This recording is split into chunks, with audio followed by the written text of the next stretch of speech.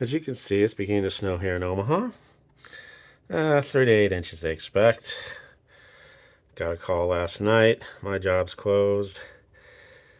And I saw on Facebook that the school closed, and that's pretty early. They usually wait till the morning to announce it, but there you have it. Now, the East Coast got some snow a few days ago, and my friends were posting about how it was time to hurry over to the grocery store to get milk and bread and all that. Well, here in the Midwest, we do it a bit differently. Here's our main refrigerator.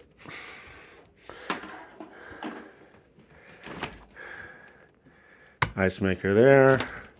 As you can see, all our normal stuff that we use every day. Freezer down below with a secret stash in the back. Nope, there's a secret stash there. It's just stuff. See how much stuff we have in there? And that's our main refrigerator.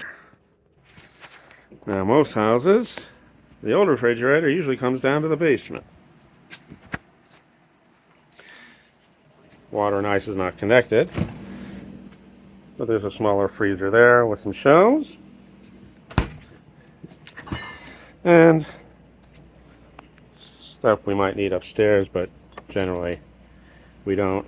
This is mostly snacks for us down here. For me, while I'm working hard on the computer. But sometimes the old refrigerator, that goes to the garage.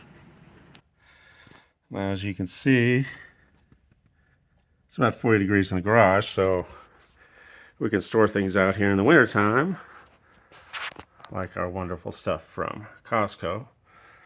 Here, sorry about the angle, this might be better this way, is our main secondary refrigerator.